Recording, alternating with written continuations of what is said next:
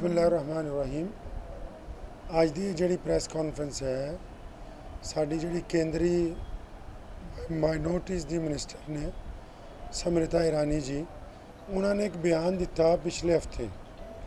आंध्र प्रदेश के वक्फ बोर्ड ने कादियानिया नूं कोई सहूलत के उत्ते कोई चिट्ठी लिखी होनी कि असी नहीं दे सकते, तो उन्होंने बयान दिता कि वक्फ बोर्ड को यह अधिकार नहीं है कि वह कादियानिया नूं जमात अहमदिया नूं इस्लाम धर्म चों बाहर कर दे। तो पहली गल तो मैं मंत्री जी ने याद दिलाना चाहुंदा कि वक्फ बोर्ड कोई इस्लाम का ठेकेदार इदारा नहीं है। ये गल तय करनी कि किहड़ा बंदा इस्लाम च है किहड़ा नहीं है, ये कुरान शरीफ और हज़रत मुहम्मद साहब की सिक्ख्या तो तय होंदी। तो वक्फ बोर्ड भावें हक च लिखे जाए खिलाफ लिखे, ਉਹਦਾ नहीं आधार। कादियानी जमात जिहड़ी है वो 100 साल पहला इस्लाम तो बाहर कढ़ी जा चुकी है। तो तुहाडे कहण नाल तुहाडे कोई पावर नहीं है, कोई अधिकार नहीं कि तुसीं अज कहण लग पओ जी कादियानियां नूं मुसलमान मान लो। पूरी क्यों मुसलमान नहीं, मैं यदि थोड़ी जी तुहाडे सामने व्याख्या कर देवां। सियासी तौर पर पहला समझ लो, एक बंदा वो कहे कि मैं भाजपा का मैंबर हाँ, अहुदेदार हाँ, और कहे कि मैं तेरी नीतियां नहीं मनूंगा, तेरे सिद्धांतों नहीं मनूंगा, तो पार्टी उन्होंने रखूगी। कोई भी पार्टी होवे, भाजपा कांग्रेस अकाली दल, वो कहो तू साढ़े सिद्धांत नहीं मानता, चल पार्टी चो बाहर। इसी तरह जी जमात अहमदिया कादियान है, ये अज तो 100 साल पहला अंग्रेज़ के कहने पर बनी। इन्होंने जोड़ा इस्लाम का मूल सिद्धांत है, एक खुदा की इबादत के नाल सिर्फ एक मुहम्मद सल्लल्लाहु अलैहि वसल्लम जोड़े साढ़े आखिरी नबी ने, उन्होंने अल्लाह का आखिरी रसूल मनना, उस सिद्धांत तो इनकार किया। और एक झूठे आदमी नूं, मिर्जा गुलाम कादियानी नूं झूठा नबी बना के पेश किया। उदों पूरी दुनिया के मुसलमानों ने इन्होंने इस्लाम तो खारिज कर दिता। फिर एक कौन हो सकता है कि अज 100 साल बाद एक मंत्री कहे कि नहीं जी इन्हों मुसलमान समझिया जाए। इसलिए इस गल नोट कर लिता जाए कि जोड़ा भी बंदा इस्लाम के मूल सिद्धांतों नहीं मानता वो मुसलमान नहीं कहलाया जा सकता। और कादियानिया का पिछोकड़ समृता ईरानी जी को पूछना चाहिए सीगा। मैं समझदा हाँ कि एडे वड्डे अहुदे ते जिहड़ा बंदा होवे कोई भी छोटी गल ना करे। कादियानिया का पिछोकड़ ये है कि 1888 च जो भारत की जंग आज़ादी च सर्व धर्मां दे लोग लड़ रहे सी, मुसलमान भी वड्डी तादाद च सी। अंग्रेज़ां ने मुसलमानों को आज़ादी तो पिछे हटाने लई, मिसाल के तौर पर आपां इत्थे बैठे गल करते, तुहाडे चों किसी नूं फोन आए कि घर आ गल हो गई, तो आपां इत्थे आपस तुसीं मेरे नाल गल करोगे, घर जाओगे, तुसीं इस काम नूं छड्ड के घर जाओगे। कादियानिया ने अंग्रेज़ां दे कहण ते एक फितना शुरू किया कि हज़रत मुहम्मद साहब की जगह मिर्जे नूं नबी बना के पेश किया। उन्हां दा ये आइडिया सी अंग्रेज़ां दा कि अगर मिर्जे नूं लियावांगे तो मुसलमान आज़ादी की लड़ाई तो पिछे हटणगे, अपने घर की अग बुझाउण लई चले जाणगे। यही होया, उन्होंने मिर्जे नूं नबी बना के पेश किया।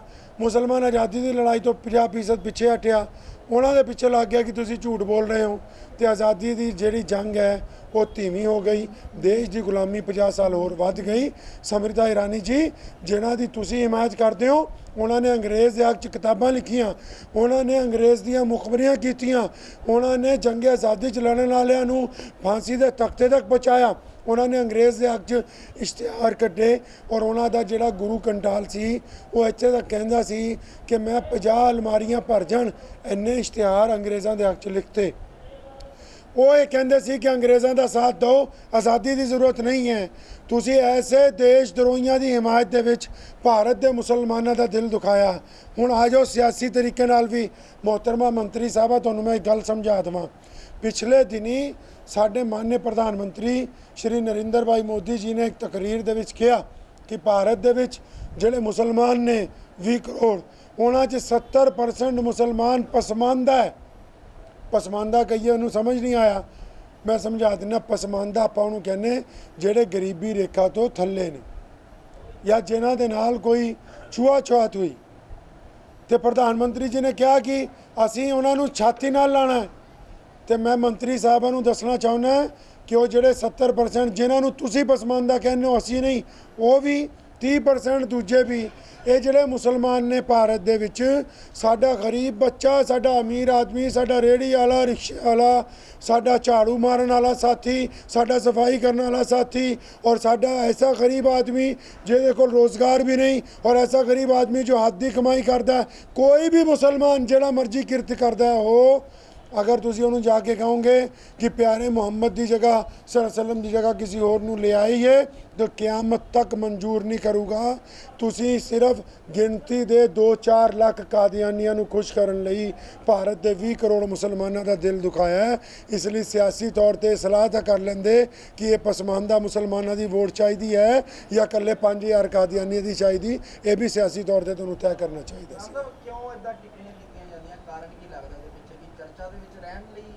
नहीं, जो समृता ईरानी की टिप्पणी है, मैं समझदा कि बिल्कुल ही अपनी सरकार नू खुश करन दे चक्कर च उन्होंने सरकार का नुकसान किया। उन्होंने सरकार के सिद्धांतों के नाल नुकसान किया।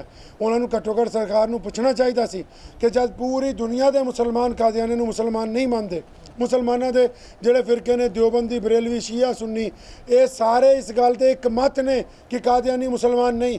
पूरी दुनिया के मुसलमान हज करन जा सकते, कादियानी हज करन नहीं जा सकते। उन्होंने एंट्री उत्थे बंद है, वो इस्लाम का हिस्सा नहीं है।